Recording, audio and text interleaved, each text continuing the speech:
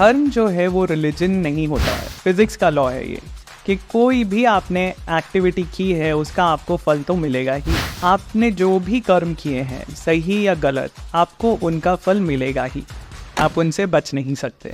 Rebirth की जो cycle है, कर्म का जो जंजाल है जिसमें हम फंसे हुए हैं, उसमें से निकलने के लिए मोक्ष की प्राप्ति का एफर्ट हम सबको करना होता है।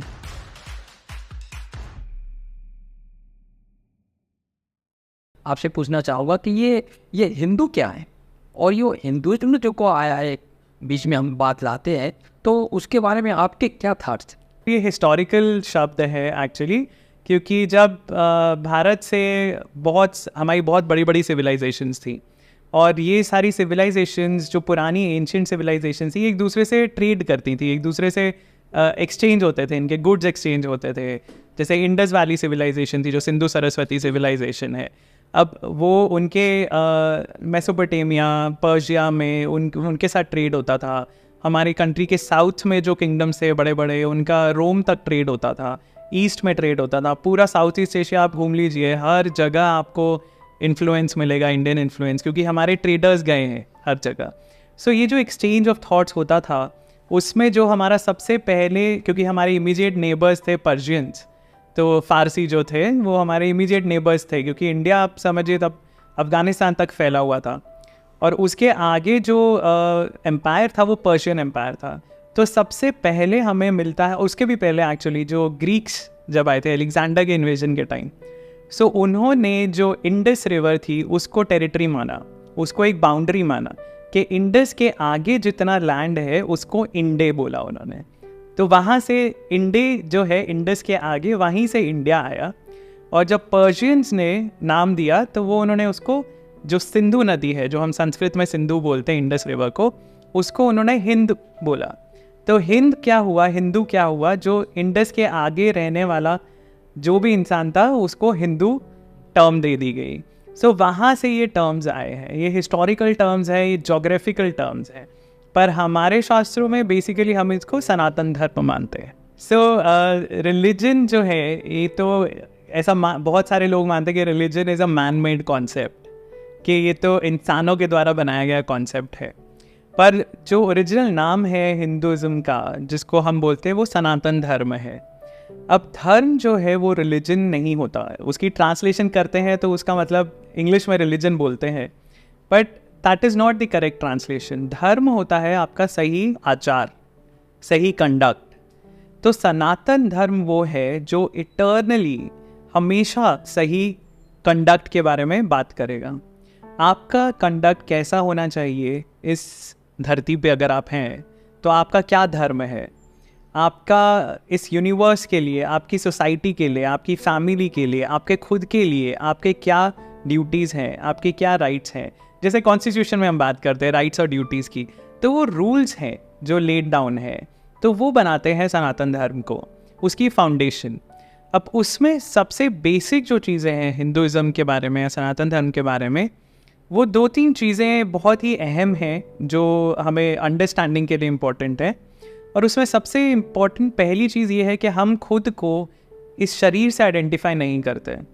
हम मानते हैं कि एक आत्मा है जो इस शरीर के अंदर निवास करती है, वो स्पिरिट है, जिसको इंग्लिश में स्पिरिट या सोल कहते हैं।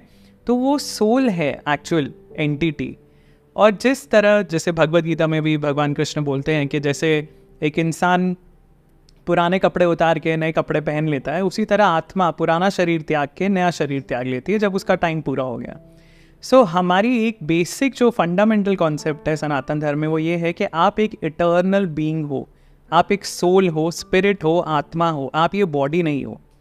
टेम्परेरीली आप इस बॉडी में हो, आप आइडेंटिफाई करते हो खुद को कि मैं भारतीय हूँ, मैं हिंदू हूँ, या मैं ये मेरी पसंद है, मैं ये खाता हूँ, मैं ये नहीं खाता हूँ, मैं यहाँ ट्रैवल कर रहा हूँ। पर ये सारी चीज़ें जो है ये आपकी बॉडी से रिलेटेड हैं। आपके परिजन कौन हैं, आपको किससे अटैचमेंट है, आप कौन सी मूवीज़ देखना पसंद करते हो, ये सारी चीज़ें आपकी इस बॉडी से रिलेटेड हैं। आपकी आत्मा जो है उसकी जर्नी बहुत लंबी है, ये एक पड़ाव है आत्मा की जर्नी में। और ये एक बेसिक कॉन्सेप्ट है कि टाइम जो है हम मानते हैं एक तो इटर्नल है, शाश्वत है, नश्वर है, तो ये आत्मा भी नश्वर है। और आत्मा जैसे शरीर चेंज करती है, उसी तरह यूनिवर्स भी साइकिल्स में चलता है।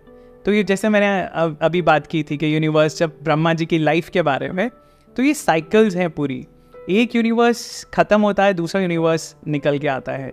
तो क्रिएशन बार बार चलती रहती है, क्रिएशन और डिस्ट्रक्शन की साइकिल चलती रहती है।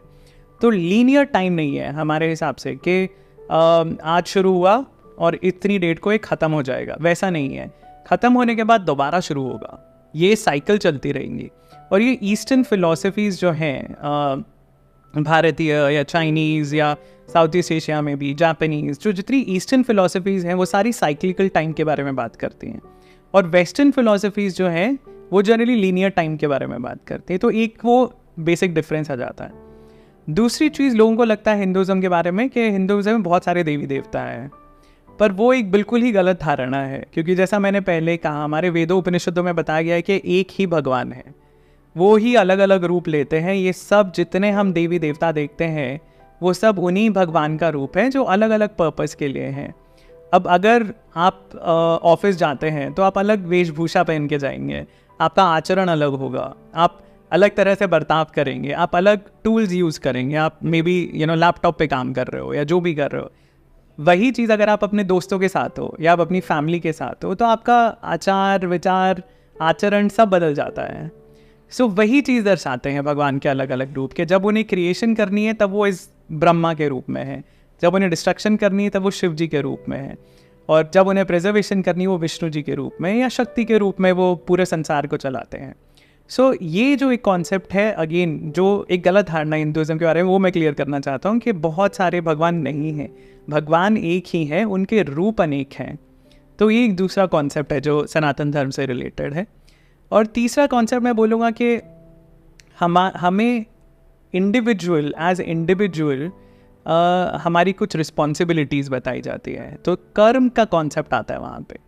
जो कर्म का कॉन्सेप्ट है, आत्मा का कॉन्सेप्ट है, ये बहुत इंपॉर्टेंट कॉन्सेप्ट हैं सनातन धर्म के। तो आपने जो भी कर्म किए हैं, सही या गलत, आपको उनका फल मिलेगा ही, आप उनसे बच नहीं सकते।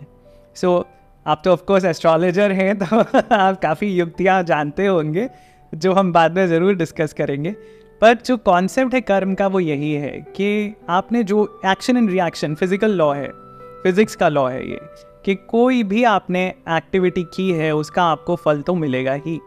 अगर आपने अच्छा काम किया है आपको फ्यूचर में अच्छा मिल सकता है, इमीडिएटली अच्छा मिल सकता है। बुरा किया है तो उसका भी फल मिलेगा आपको। और ये एक एल्गोरिदम है जो भगवान ने सेट कर दिया इस यूनिवर्स के लिए। तो लोग भगवान को बोलते हैं, अरे भगवान मेरे साथ ऐसा क्यों कर रहे हो, अरे भगवान ने मेरे साथ ऐसा किया, ये छीन लिया मुझसे, वो हो गया।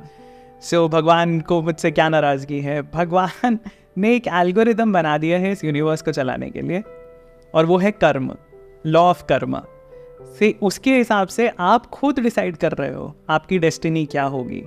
आपने जो पिछले जन्मों में कर्म किए हुए हैं वो आपकी इस लाइफ की डेस्टिनी डिसाइड करते हैं। पर उसमें भी जैसे अलग अलग तरह के कर्म होते हैं, तो संचित है, प्रारब्ध है, वर्तमान है, तो वो आई थिंक आप ज़्यादा अच्छा बता पाओगे। पर उनके बेसिस पे हमारी आगे डेस्टिनी या फ्यूचर डिसाइड होता है। सो ये 3-4 कॉन्सेप्ट्स हैं जो हिंदुज़म के बेसिक कॉन्सेप्ट्स हैं। उसके अलावा कोई बहुत ज़्यादा रिजिडिटी नहीं है कि आपको ये करना ही है, आपको मंदिर जाना ही है, या आपको मूर्ति पूजा करनी है, या आपको हवन करने हैं, या आपको चैंटिंग करनी है। हर किसी को अपने हिसाब से भगवान के साथ जुड़ने की फ्रीडम है। जिस तरह आपका इंटेलेक्ट है, जैसे कुछ लोग हैं वो इंटेलेक्चुअल होंगे जिनको पढ़ना ज़्यादा पसंद है, तो उनके लिए उपनिषद है कनेक्ट करने के लिए भगवान से।